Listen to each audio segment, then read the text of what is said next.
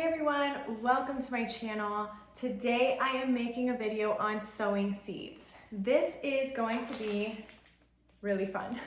And what I will say is depending on the type of vegetable you choose or whatever you choose, you want to read the back and you want to read the planting instructions. So for instance, the onions say that they are to start indoors 8 to 10 weeks before transplanting outdoors.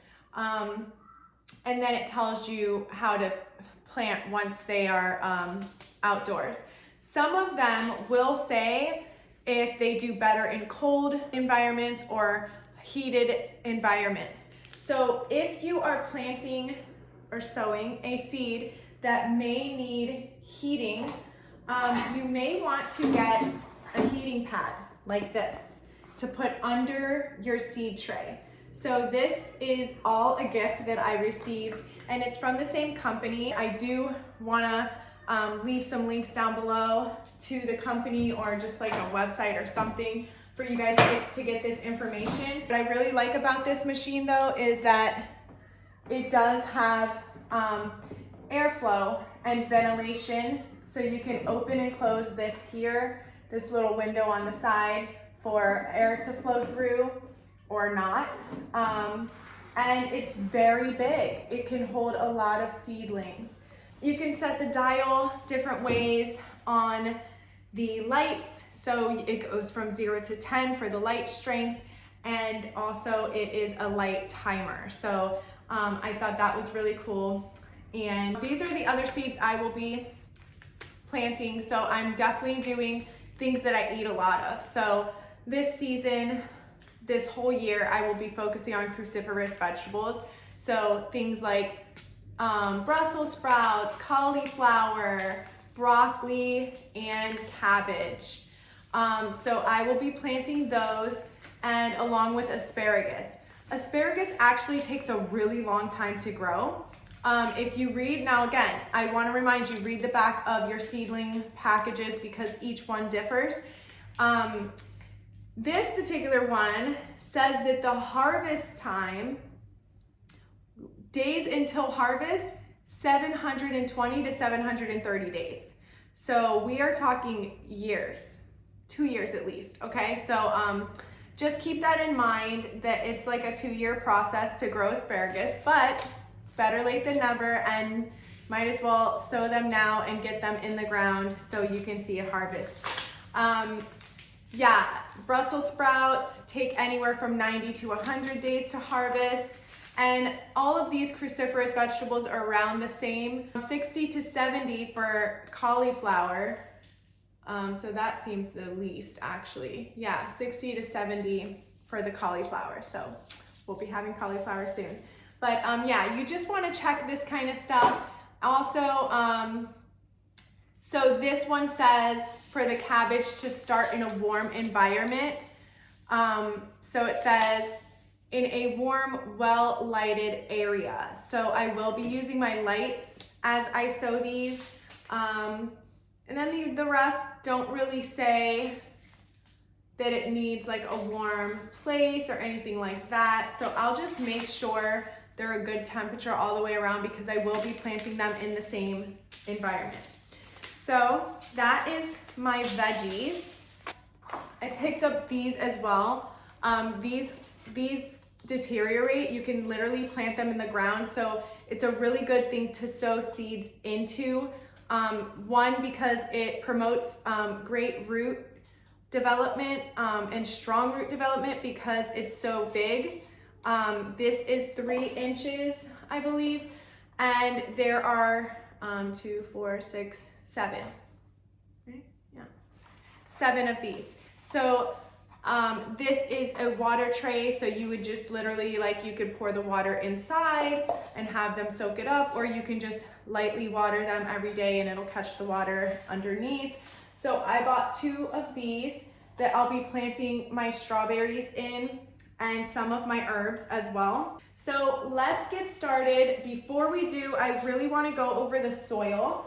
So I did a couple research videos and things like that and Googled some things, and I could not find the soil that I thought that was the best that I found online, but what I did find was soil that was very similar. So this is an organic, all natural soil seed starting mix. There's 3 ingredients in this particular seed starting mix. This one, however, is not organic, but I did buy it because it's enriched with Miracle-Gro plant food and fertilizer. And for this first time around, I really wanted some fertilizer to go into them. This is my first time sowing seeds, and I really want to see a good harvest. I'm very excited. So it has some good pH balance and stuff like that in it. So I will be mixing some of this in my organic seed starting mix. All right, guys, let's get started. Okay, so first things first, you are just gonna add your seed starting mix. Here I am adding the organic one and then some with some fertilizer in it and just mixing that together. And you really want to get this down deep into the crevices of your seed starting tray, and also you want to wet it. So you want your dirt to be moist while you're working with it because it's a very fluffy dirt, so you want to make sure that it's nice and moistened so it can be packed in correctly. So that's what I'm doing here. And then you want to go ahead and make your holes. I'm using just the bottom of a pen to do this. You can use your finger, that's fine too.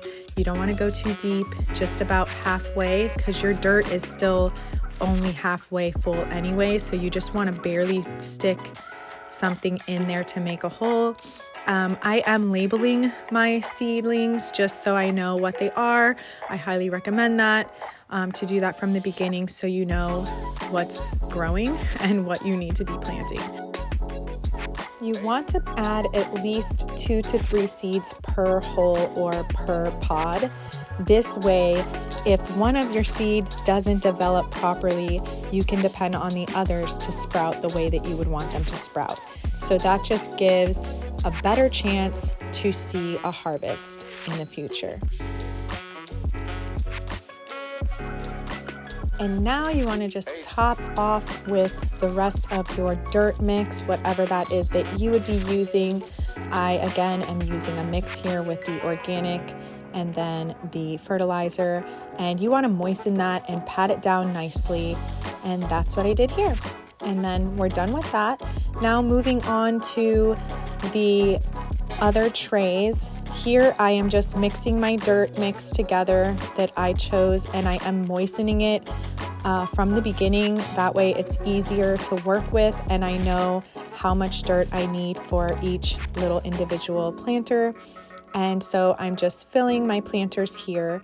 And again, you want to fill them, I would say 3/4 of the way full.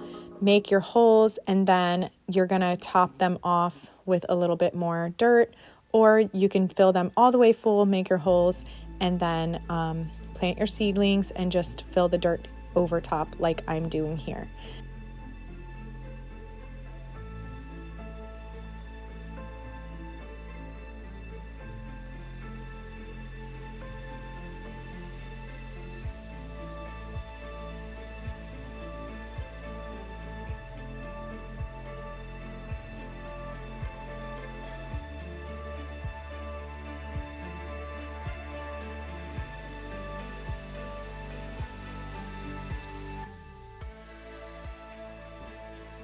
Okay guys, that concludes this video. Here are the finished products.